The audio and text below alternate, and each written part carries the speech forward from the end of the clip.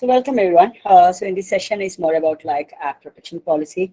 Couple of you might have already been there on the last week, might have gone through a couple of the slides which we are going to discuss today.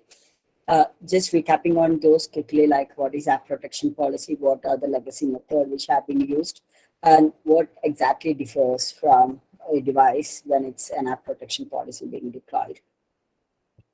So what is an app protection policy? As I explained earlier, like these are some sort of rules and regulations, like how we, in a day-to-day activity, we have some rules and regulations. The same way, like whenever a user or a person who actually wants to access the resource or data of the corporate or school or university, right, anywhere, any of the data which is protected and they want to access, for an example, Outlook data, OneDrive data, or some other application which actually connects back to the database to fetch some details, might be an exam conducting tool or an exam conducting application, anything.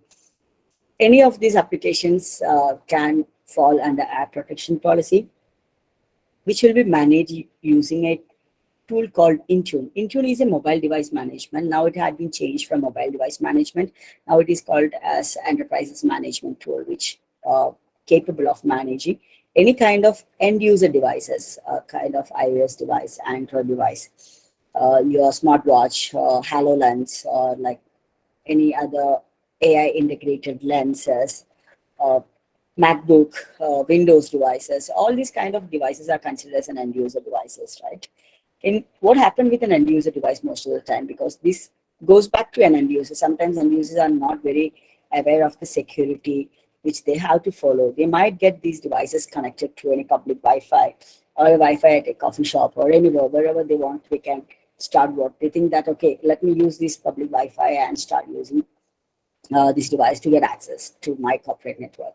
So there comes most of the issues, right? These are not secure network. And what happened with this unsecure network, there'll be like a lot of man in the middle attack. That means you might be trying to access a server, but actually it might be redirected to a man in the middle attack. That means a person or like a server, which is actually in between your request. And now when you make a request towards a server, what happens? It creates an connection between that. It's create a handshake, right? So basically it's like four different kind of handshake which happen. So this man in the middle of attack happen in between, and it provides back the request which you had requested for the actual server, which tells that now I'm providing you the details and you think of accessing some of your uh, bank data or any other things which is really uh, private, which is really important to you, and they can actually do a password hash from that and they can log in with it. So how we protect these things, this is the place where comes the app protection policy. From a user or a person, whoever try to access these kind of things, and the devices have these policies to identify the user is not accessing from the secure network or from a specified location, or the particular connection is identified as unsecure. In that case, what happens? It's actually block the device or the user to access any kind of corporate data over there. Even it will block the virtual private network connection as well. It won't allow the user to initiate the VPN connection back to the organization network. So this is just an example, like what happens on a day-to-day life with the user, and how this can be protected using an app protection policy. There are like many things in app protection policy when it comes, like there are DLP policies, there are access policies, there are conditional launch. Three of them actually provide three different features. So DLP, I'm sure that you all might know about like what are DLP policies, like why we need to use DLP, how DLP policies will protect the data. It will protect the data copying from one device to a pen drive, or copy from an unauthorized application from an authorized application, and vice versa. Traditionally, we haven't had this option of managing or like deploying app protection specifically. There we used to manage the complete device. In the sense, we manage the complete mobile itself, or like, the endpoint itself. Uh, let's take it as an example for iOS device, right? Previously, what it does, we protect the complete iOS device. There was no option for the MDM solutions or enterprises management solution to manage or protect the application inside the device. Yes, we do protect the device, but the apps are not protected at that time. It is protected, but it is not meeting the security needs. As every day what happened, the new technologies comes up, new options comes up. Even the hackers also be very vigilant. They also try to penetrate into the network or the data through all the possibilities which they find, right? At the same time, the blue team will be developing or creating the security rules and regulations for restricting or not allowing or protecting the organization data. So this slide represent the true difference between what is mobile device management and what is mobile application management. So the topic which I told about app protection policy, this one, right? It's actually falls under mobile app management. You can see a picture over here which defines the actual difference, right? Here you have the complete device. It can be a mobile device, it can be a Windows laptop, it can be a MacBook, or any kind of devices. Even it can be a HoloLens, like artificial intelligence lens, which are being now very popular and commonly used in many of the industries. So that's what happened in mobile device management. The entire device and the application within is protected, but it doesn't have an independent application protection. It has to be deployed on top of the device. Now what happened, sometimes some user tells that, hey, listen, I will use my device instead of using the corporate device, because my device is quite capable of handling all the technologies or all the tools which you deploy, and I don't want to carry two different devices. So we tell that, yeah, you can use your device, no issues, but you have to enroll the device to the corporate management solutions, which actually make the user to think about it. Why? Because when a device is completely enrolled to the corporate, there are an extensive administrative privileges deployed to the device. That means you can actually manage the device remotely. You can turn off, you can restart, you can wipe the device, or you can just fetch the data from that. So all these possibilities are there, right? So as a personal device might be, the user don't want to enroll it, because as a man error, sometimes the device got wiped, his entire data will get wiped. And it is really painful when you lose all your data from your mobile to retrieve it back. There comes the mobile app management, which tells that you can bring any devices, we are not bothered. But the thing is that whenever you try to access the corporate data, your respective application, whenever you're using the UPN in the sense they are Active Directory IDs or user logon IDs or email address, whenever you use that to authenticate back with this particular application, then there are some set of policies and rules being deployed to the application, which defines that you won't be able to copy data from that particular application to another application. You might not be able to take a screenshot. You are not authorized to access the applications without a PIN code. These are the ones. And if your device is not active for some period of time, automatically the application data will be wiped, which is managed one.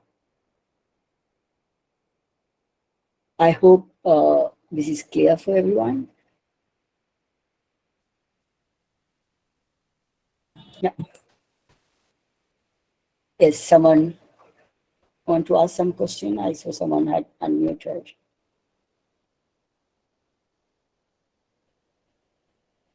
Okay, I'll take the silence as good and I'll proceed with the next one.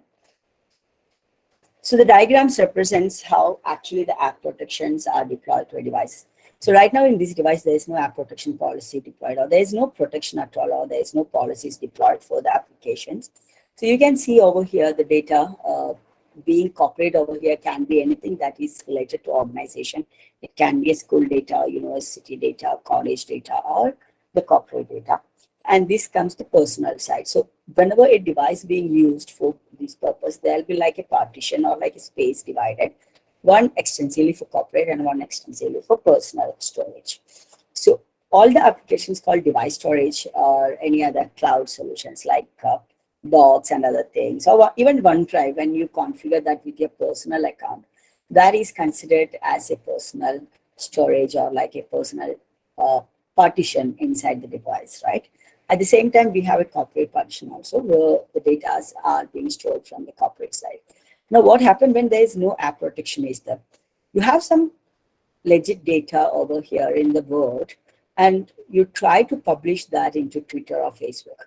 What happened now? The data is publicly available, right? Might be like it can be an employee ID or the salary structure of the employees, or it can be a CEO's confidential data, or it can be your university mark list or certificates or anything, right? And so that got published to Facebook and Twitter, which actually uh, we open up a path for many of the spamming or phishing and other kind of attackers to get an easy access to our environment.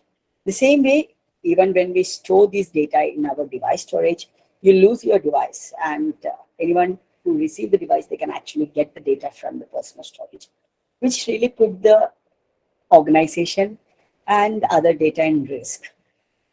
To mitigate this risk, Intune had came up with a good solution called app protection policy, which tells that you have both data in the same device, but your corporate or your organization or your school or college or university data is protected.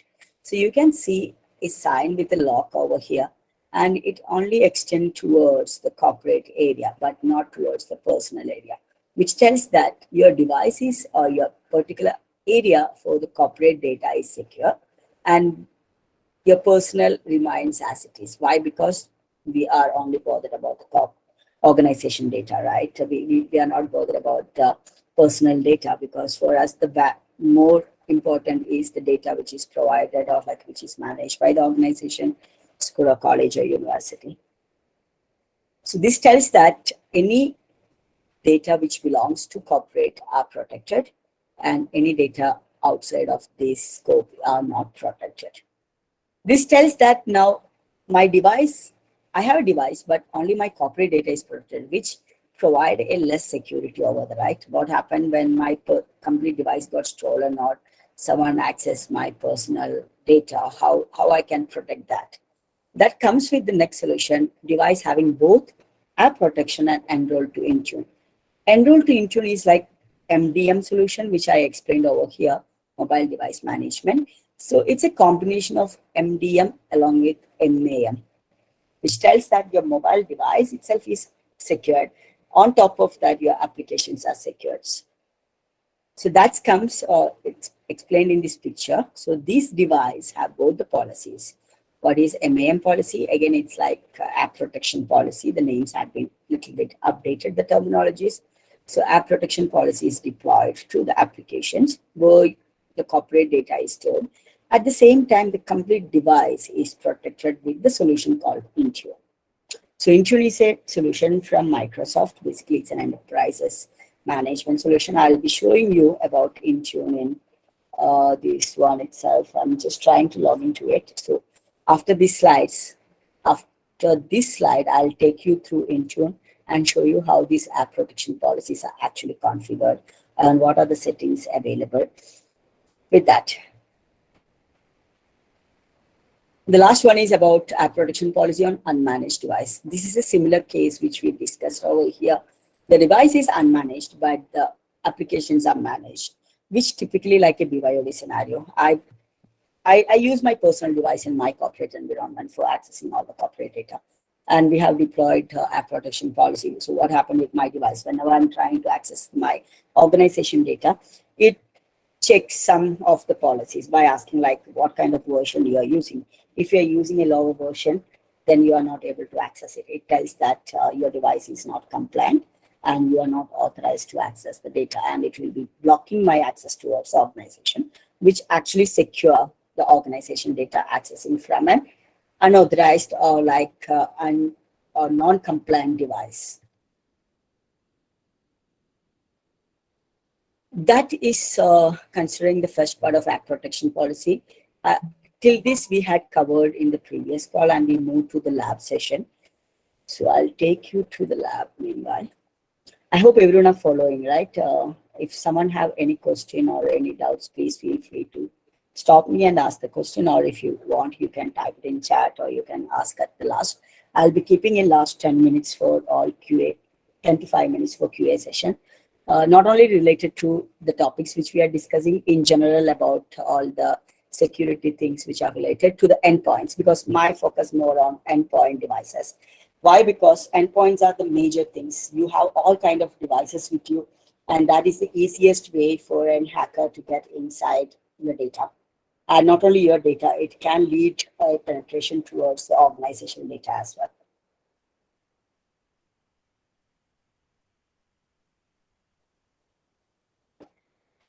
Are we good to proceed? Everyone are following, right?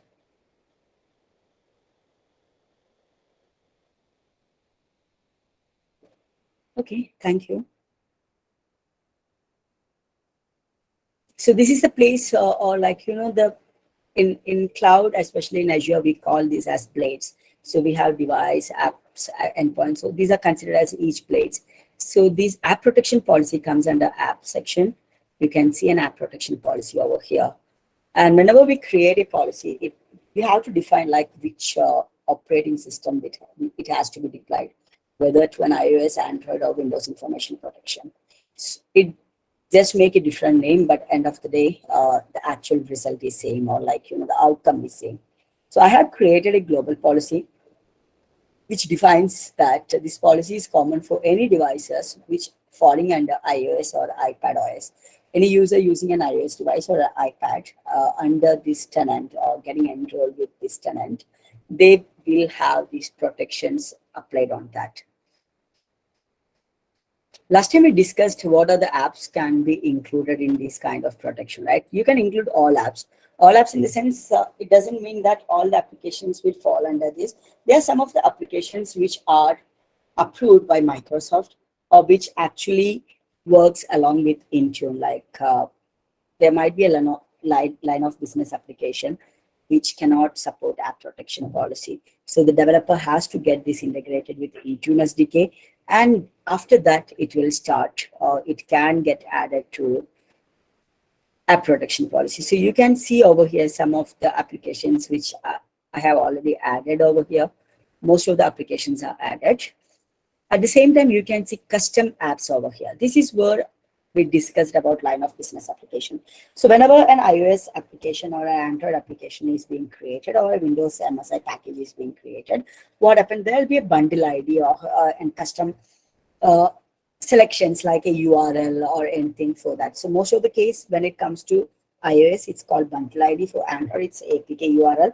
And for Windows, if I'm correct, that is MSI ID, which we will look into add that application as a custom application. I don't have any custom applications yet been created for my tenant, but basically we, in our day-to-day life, we have a lot of LOB applications. So what we do is we collect the bundle ID. How to collect the bundle ID? Have a lot of steps, like we need to unpackage this iOS application. Then we need to use some specific tool to identify, and we copy paste the codes to Notepad and identify what is the bundle ID is available. At the same time, the app should support Intune app protection policy. Otherwise, even if we add over here, this is not going to work, right? In my case, I had selected all apps, all public apps, which whatever it's available. And the data protection part. So I told about the DLP. So these are the DLP settings which we impose on that particular applications, which we have selected over here.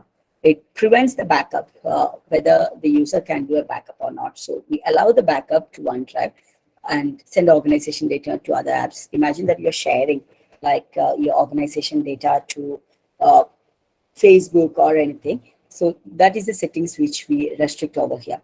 So what I basically recommend in most of the time, we won't allow backup most of the time to any of the solutions.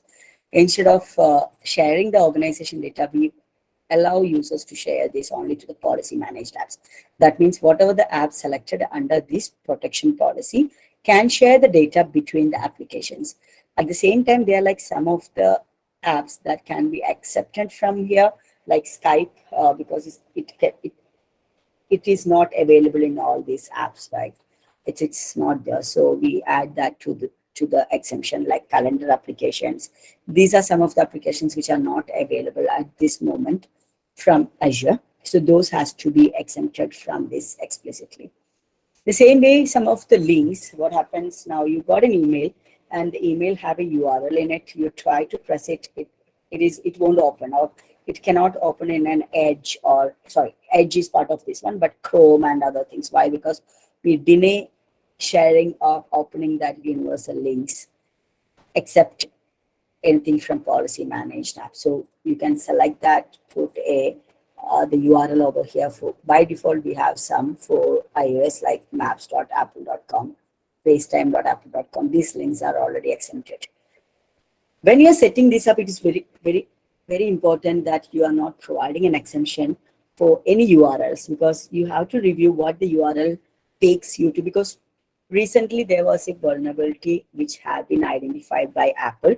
So any attackers, they can send a web URL to the user device, and when the user clicks that particular URL, it gain an access to the kernel level. Kernel level of the devices is like, the ones and zeros basically. So it gives an access to the code level of the device, and they can run a remote execution on the device, which can easily collect all the passwords and other things which you had saved in your mobile device or your any other devices. Whether we allow save the copies of organizational data, we block that for better security. We don't want users to save the copies of organization data anywhere, and we can provide an exemption for the user to save the data.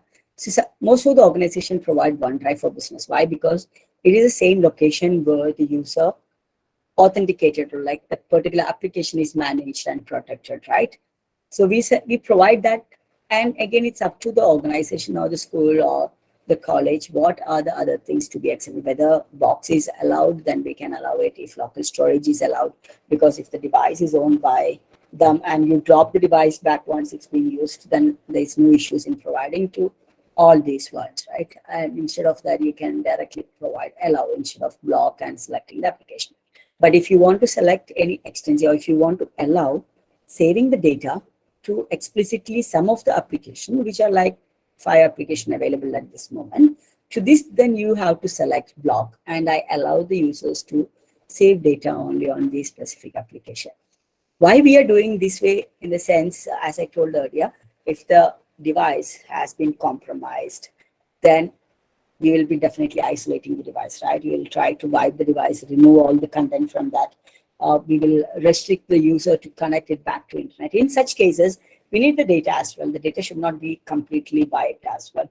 If the user is storing that in local storage, the data cannot be retrieved, because we just initiate a wipe, isolate the device, initiate the wipe, which will clean up the device completely, so that we are secure from the attack. In those cases, for retrieving the data, we always recommend those data saved under OneDrive for Business or SharePoint under the tenant. These are the general settings which provides, like, the dialer apps, which are really not concerned most of the time, until unless you have specific concern that I don't want to use the native dialer app. I have a secure dialer app which I have created or I have brought it. So I'll use that. In that case, you can specify a dialer app with the URL schema over here. The last one is about restrict, cut, copy, and paste. You are not allowed to cut, copy, and paste any data from the organization policy. If you have some data in your Outlook and you try to copy paste, because there will be a lot of sensitive data being communicated between, might be like, your finance department, or yes, any of the legal department and other things, right? Might be some of the litigation hold is enabled for some users, and those users try to collect this data and sell it out, or like to provide it back to any places, might be a credit card number and other things, then that really creates some risk, right? So instead of users having a feasibility to copy it or cut and paste, that we restrict it between the policy managed apps only. The next one is about encryption. Encryption, as you know, it's really required all the time, because whenever a device have been enrolled, or how many of you know about BitLocker? Might be that will be an easy way to explain what is encryption. Anyone know about BitLocker tool? Okay, so BitLocker is a tool which is available from your native Windows machine itself. And for what it does basically when you encrypt your hard disk, right? Let me see if I can show you how to start that. You can see my OS data is encrypted, right? You can see this sign over here with a lock sign. So basically I use BitLocker to encrypt my hard disk. What it does, whenever someone make any changes to my BIOS settings, or whenever there was someone stolen my laptop and they take my hard disk to get any data from that, they won't be able to get the data. What happens, this disk will get locked, and without a key we cannot open it. So basically there is a key has to be provided back whenever we need to access the data from it. It's most of the time the hard disk is like a dump, and there's no use of getting a hard disk where the BitLocker is enabled. In the same way, all the data inside the endpoint should be encrypted. Either it's like an iOS or Android or Windows or Mac. So we encrypt the data. Functionalities are some of the functions which provide an easy access for the user to print the organization data to the AirPrint or any printers added to your laptop or MacBook or any Android devices. That's all pretty much from data protection side. Next, we goes to the access requirement. So access requirement is something similar, like you need to provide your username and password whenever you are trying to log into your machine or your iPad or iOS or Android, any devices. You need to provide a password by default, right? Because that is the way, or like the key. Now the things are changing. You might have heard about like passwordless access, where you use your biometric. More than biometric, it's more about Windows Hello and FIDO keys. Then you have 10 passcode creations. So they are like many solutions which remove in future the use of password. Why? Because passcodes, users always use a very simple password, which makes their life easier and the admins and security teams life more miserable. Why? Because if someone do a password harvesting, it is more easy to identify or predict some of the passwords. And this can lead to an intrusion to the devices, which actually grant an access to the organization and other network data, which can lead an access towards your Active Directory. And once Active Directory is compromised, then that's it, because that is the brain all the time, because it provides all the data for the user when it comes to identity and access management. When you provide a request from this device, hey, my name is Anand and my password is this. Now, how this is getting authenticated? The device will take this request and it will create an access token or a hash token, which travel back to Active Directory as Kerberos. From the Active Directory, it goes and check, I got a request from a user called Anand, and he told that this is my password. Can I verify it? Then Active Directory, yes, please come and verify it. This particular token, look forward for the user. Yes, I found the user. Now, let me check the password. Yes, the password also matches. Let me go and check what are the access provided to him, whether he can access some of the applications, his granted applications, his restricted application, or some emails, anything, right? All these things are granted using Active Directory. So it goes through all these settings and comes back with another token, which provide back to the device. This is how, when you log in most of the devices in organization, what happened, you don't have to provide another username and password when you try to log in with some of the sub applications over there, because it will be enabled with a single sign-on. Your token provided to your machine will be used for authenticating against the other applications which are deployed in your laptop or in any other kind of devices, your iPhone, iPad, Android, or anything. So that's why we require an access requirement, basically like PIN, whether biometric, and number of days the user has to reset the PIN, etc. The last one is about conditional launch. So what exactly we require a conditional launch? Why? Because we already have a DLP policy over here. We have a restrictions for the user to access the device. But now additionally, why conditional launch? So conditional launch provide an extra advantage to protect the application. Why? Because it provides some conditions. Now, my setting is maximum PIN attempts. So this is the condition. When a user try to access a device and it fails for 10 times, then the user has to reset the PIN. which is like pretty easy. What happened now? I have a device. I use, I don't know, I got a device from one of you. I'm trying to access it, but I don't know the pin. Now I put it 10 times, then it will ask for me to reset the pin, right? Which is really not secure. So most of the time what we does, we will just create a wipe data. So when a user try to access that particular protected applications, or like I tried to access any of the application from your device, and you have kept a passcode for that particular app or the device, if I type it for 10 times, it will wipe the device or wipe the data. In that way, the data is removed, and even if I get an access to the device, I don't see any data over there. I cannot carry out any data. The same way, we have offline grace period, which tells that if your device is not connected or checked in with this particular tool, Endpoint Manager, of or other words, it's called Intune, Microsoft Endpoint Manager. Then what it does, it blocks the access for that particular device. The same way, we provide a grace period for 90 days. 90 days if the user haven't connected or checked in this particular device back with Intune, because what happened once you got these policies, there might be any policies can get changed in future as well. Now I have put a value of 90 days over here, right? Sometimes my after the audit, we have to reduce this date to 30. Now I provided a lesser date over here. If the device haven't checked in, the device is not going to see there's a change in the policy. Now I need to reduce the offline grace period to 30 days. For keeping this to a more up-to-date policy checks, we keep that to a 90 days. If the device haven't connected back to this tool or checked into this tool, it will remove the data within 90 days. Now I reduce to 30 days just for to show that how it actually gets changed. So conditional launch is more about you have a condition over here and the value is provided in the second column over here. If the value is not met, what action should be taken? So it's like a if and then policy, in other words.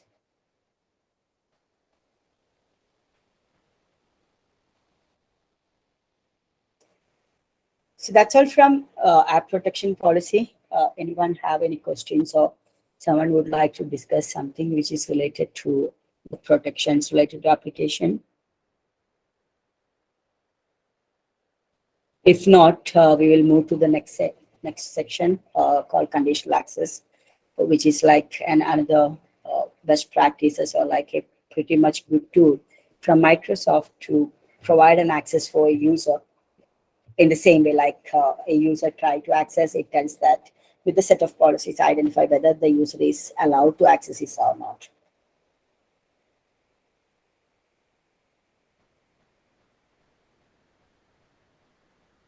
I hope everyone are good, right?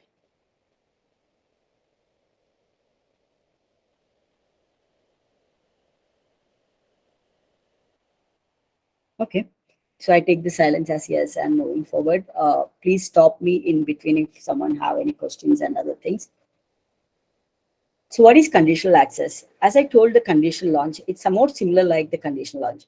There are some set of rules or conditions explained or provided by the organization whenever a user tries to access any application or anything. It goes and check the conditions. So you can see over here in the diagram, it is explained as conditions, right? Sign in risk, device platform location, and client apps. I'll be showing this in deep from this tool itself, which will be more easy for you to understand. But initially, I'll take you through this presentation to give an overview what is conditional access in better ways.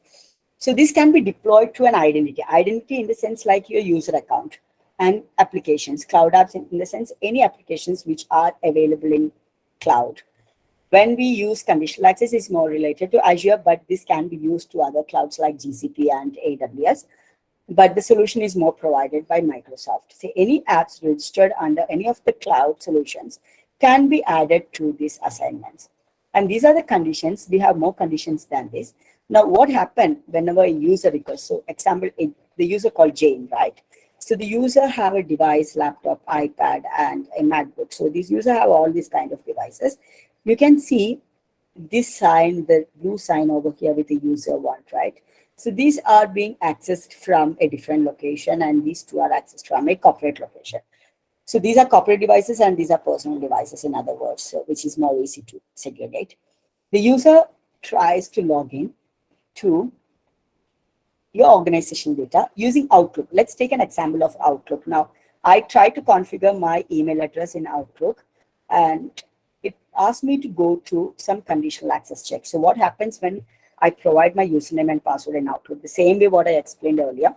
Whenever a user provide a username and password, it goes back to Azure Active Directory, check the identity and access management, whether this user account is available or not. So let me show you what is Azure Active Directory.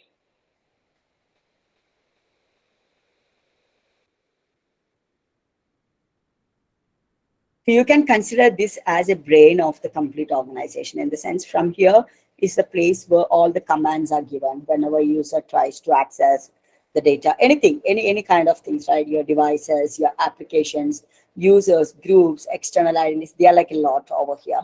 And they are like more security settings which are provided from Azure Active Directory. So in short, this is the complete brain which commands the complete organization tenant from one place. Here you can see a user. Let's take an example of a user from the listed here. Let's take Vinay over here. And when Adele Vinay tries to access his Outlook from a personal mobile or personal laptop or a corporate laptop, the user has to go through some of the requirements which we have set under conditional access, which is a security measures which is provided. So I have some of the conditional access already been created here, which tells like block iOS. I'll take this example for understanding what exactly happening over here.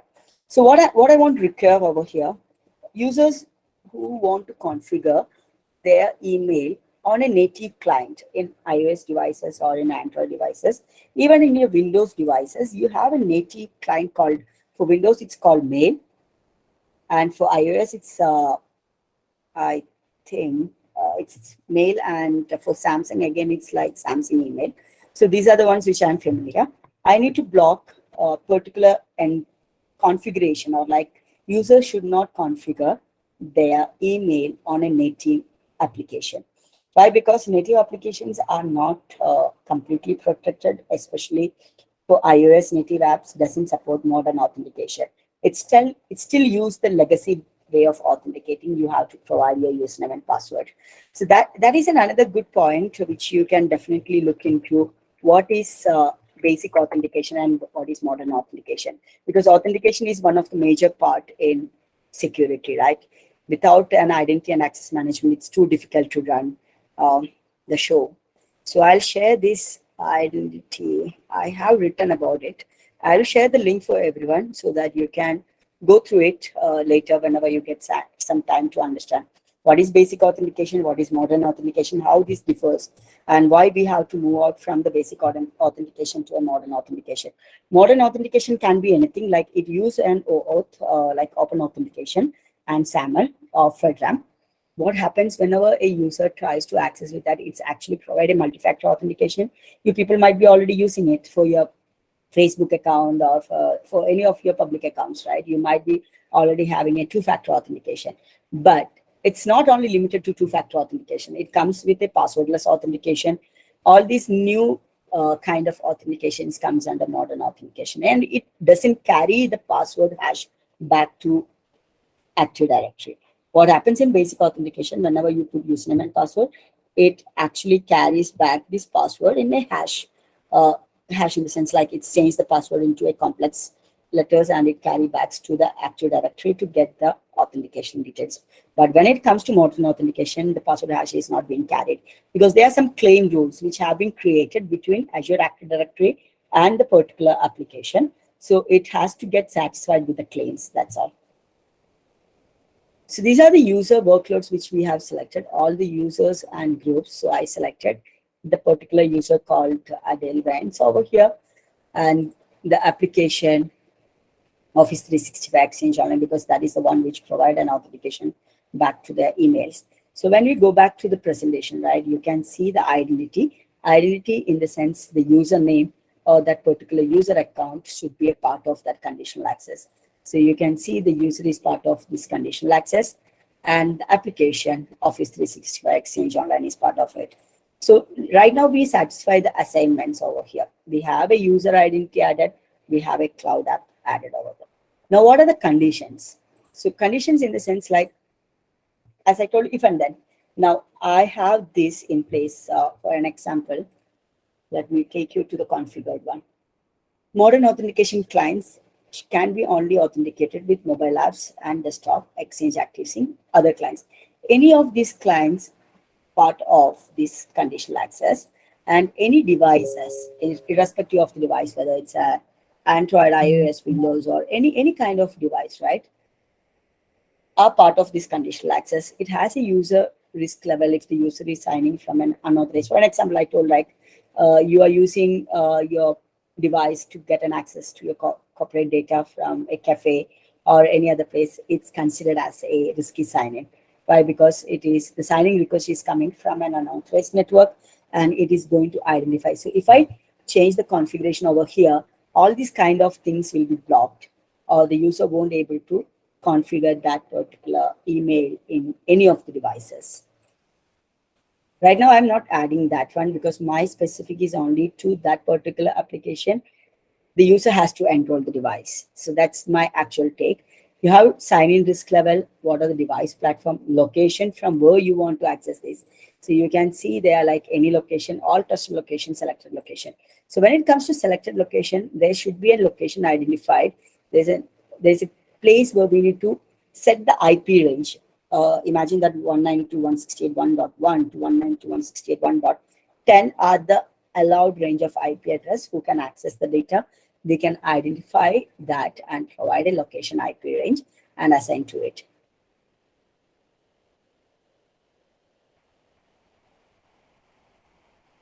So with that, we provide the conditions over here: location, client apps, device platform, sign index. Now, what are the grant controls? That's a major part. How, when a user tries to log into this, any of the tool which is follow under cloud apps and identity, there should be some conditions already provided. Now, what happened when the conditions are met? What happened when the conditions are not met? So that's the place where it comes like grant control. Let me take you back to this. So this is the grant control where we provide an access level privilege for that particular account to access the data. You can see the required device to be marked as compliant. So Intune have a capability to identify if the mobile is compliant, in the sense if the mobile is jailbroken or if it is rooted or it is compromised, then it considered as a non-compliant device. Those devices cannot configure or access the organization data. There will be some policies asking you to set the passcode, which I have explained earlier. If the user is not meeting that policy, again, it is considered as a non-compliant. In such cases, it actually blocks. You can see grant access, required device to be marked as compliant. If the device is not marked as compliant, then it will block the access. It won't grant an access. And there should be app protection policy assigned to that particular application, which we have discussed earlier, right? If these two are met, or if either of the one are met, then the user can authenticate back to it. So you can see here, this particular user is assigned to identity and cloud apps. Now, user tries to access the data from Office 365 or any other cloud. There are some of the grant controls access over here, which is like multi-factor authentication is required. The user has to provide a second verification. Required device compliance, the device should be marked as a compliant. There should be an approved client app or an app protection policy. It's an either one. You can see or. It's not both required. If these are met, then the user is allowed to access the data. If that is not met, then the user access will get blocked. And it will request for the user to reset their password as part of security. Now you can see there is a leak credentials and suspicious sign-in terms, which I had explained right now in sign-in risk. If you're using a VPN solution, a private VPN, which you have purchased and you use it in your device, we get alert over there, right? Because there's an immediate sign-in from different location. You might be signing from India. You might get sign-in within an hour of time from Singapore or from any other place, or like from US, UK. So this create a sign-in risk and put that particular account into such suspicious sign-in attempts. Because every 1 hour, the sign-ins keep coming from a different location and the patterns get changed over there. So this is how conditional access actually protect the data. within the organization. I'm just stopping here to listen back from you all. Are you clear with conditional access? And I see a time check over here. We got 8 minutes left over. Do you like to discuss or ask any questions for the topics which we have covered till now?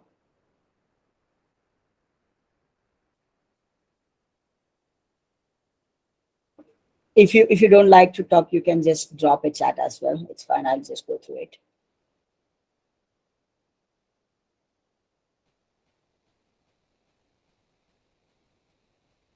Okay, sounds great. So I hope it's clear for everyone.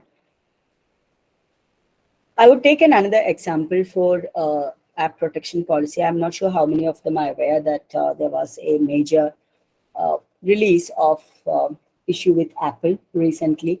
There was a vulnerability had been identified from Apple, and they had requested for an immediate patch for all the devices, Mac and iOS, iPad OS, and everything. So it has to get updated with 15.6.1. So we can use the app protection policy to identify if the device is using a lower version of that. If the device is using a lower version, then block the access of that particular user using the conditional access and app protection. What happened over here in app protection, this particular device will be identified as non-compliant with the conditional launch, which we have explained over here, right? It tells that I can change this minimum OS version back to 15.6, and the maximum OS version are 15.6.1. So user should have either of these. Minimum, they should have 15.6. At the most, they should have 15.6.1. If they don't have this particular version running on their device, then the device is considered as non-compliant. And what happens by default, the conditional access policy is going to block the user accessing the data because the device is marked as non-compliant, which blocks the access for JAIN to the organization data. So this is again like what we have discussed right now, conditional access, brand access control. So require device to be marked as compliant. If the device is not compliant, it will block the access for the user. There should be a client app in the sense Microsoft Authenticator or company portal is another client app which are approved by Microsoft. And there should be a app protection policy also deployed to it. If all these three are there and if it is satisfied, then the user will get an access to it. This is the example which I had explained some time back using an Outlook account, right? How the tokens are being carried. Whenever user sign-ins to any of the corporate application, there is an Azure AD security token will be requested from the user end. You can see the first one, right? User authenticates directed to install broker app, or broker app registers the device into Azure Active Directory. And once it has been registered to Azure Active Directory, Intune will provide backend a request to the applications to check whether the device or the application is compatible with Intune SDK. I hope you remember I told when we are discussing about app protection policy, whenever we are providing or adding an application to app protection policy, we should make sure that it is compatible or integrated with the Intune SDK. If not, all these policies are not going to work because that's how it works. So most of the applications publicly available are compatible with Intune SDK, but some of the line of business application, that means inbuilt application, might not be integrated with the Intune SDK, and app protection is not going to work on that. It tells back to the Intune by telling that this particular application is compatible with Intune SDK and register user plus app and returns the app token. So it provides back an application token from the app service from Intune portal. So you can see the fourth one, Intune SDK queries for policy. Using app protection policy, the application goes back to Intune and check that, hey, listen, do you have some app protection policy deployed to my application? If so, can I know what are the app protection policy? Now, Intune deliver the app protection policy or the rules and regulations back to the application. For an example, like Outlook, you can see this sign over here, right? So app is delivered to the Intune SDK, and SDK acknowledges the receipt of it. So the policies are being deployed to this application. and it provides back an Azure AD secure token. Service verifies the app is applied. So from the application, it grants an access or it requests for a token back to Azure Active Directory, because that is the brain to provide identity and access management. It provides the complete access to the application for particular user and the apps itself. Once the token is being provided, Azure AD security token will be provided back to the application, the Outlook application.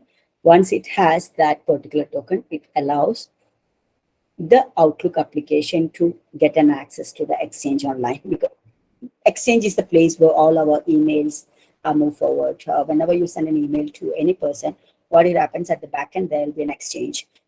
Kind of our post office is the similar way, right? Now you have some address over there, in the sense like Anand.p at cloudtechspace.com. So it goes and identifies the DNS name, Cloud Tech Space, and it tells that, okay, this email is for the DNS called cloudtechspace.com. It identifies that address, it goes to it. From there, it identifies the username and it checks for kind of some of the security rules that it's called transport rules. It goes through all the transport rule, verify that it's a legit email, then it will get delivered to the user.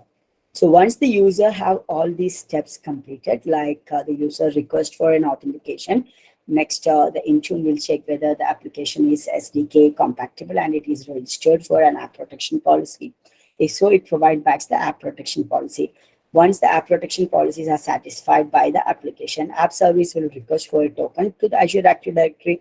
Azure Active Directory will provide a token back to the applications, which allow this application to authenticate back to the Exchange Online and fetch all the emails related to that particular user account. So this similar, which I had shown you in the direct portal itself, like app protection is deployed with a conditional access. If yes, policy applied to app and provide an access token. If no, require app list, like you have, I mean, I have added over here some of the granted apps or an required approved client app is needed for getting an access, right? They have to install it. Again, it goes back to providing an access token. If it is not there, then it blocks the access. So that's all from my end, because we are up to the time. It's 7 now. Anyone have any questions or anything?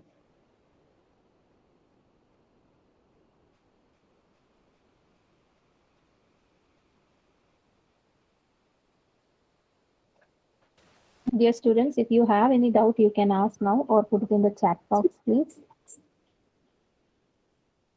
Might be these things which I had explained.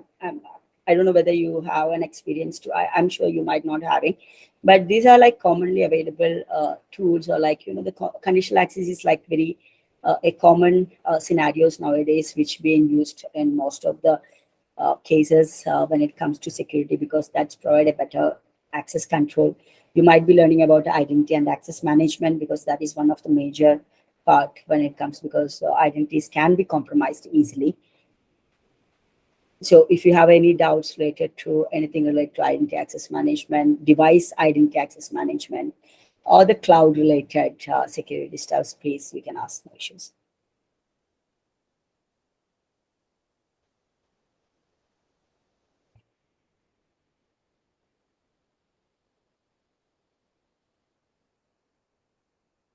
Okay, hoping that it's clear. Just want to check with you, Soumya. Are we good? Since I don't hear anything from users. I think, yeah, students were responding, sir. It's clear for them. All right, sure. Yeah. Yeah. So students, I have shared a feedback form in the chat box. You can submit it that. So shall we wind up, sir? Yeah, I have a request. I don't know whether you have some place where I can drop these PPTs and other things. I'm not sure, because last time I couldn't fetch something like that. If you like to have this PPT or to understand more about this, right, so I can share if required. But shall I share it to someone, to you or Jadinter or someone? Jadinder, sir, you can share, sir. Okay. I will collect it from him. No worries. I'll forward it to him. Okay, thank you. All right. Thank you then. Thank you everyone for joining. I hope everyone Might be like little overwhelmed, but yeah, please drop any questions. I can drop my email address for further reference if you have something. Actually, we should thank you, sir, because you only thrown light on this application security and device security, intern app protection and all, because we are new to this all. So I Yes, think students also got knowledge in this through this session actually. Thanks yeah. for that. Thank you very much. This is pretty new and upcoming tool in market. It's been last like 7 to 8 years, but now the industries are keep using this a lot because this keeps the devices and identity secure from attackers. Okay. All right then. Thank you. Have a great weekend for rest of the day and tomorrow. Happy Yeah, weekend, guys. same to you, sir. Thank you so much for attending the session and delivering the session. Thank you. All right. Thank you. Bye. Bye. Dear students, you can fill the form and then you can leave the session.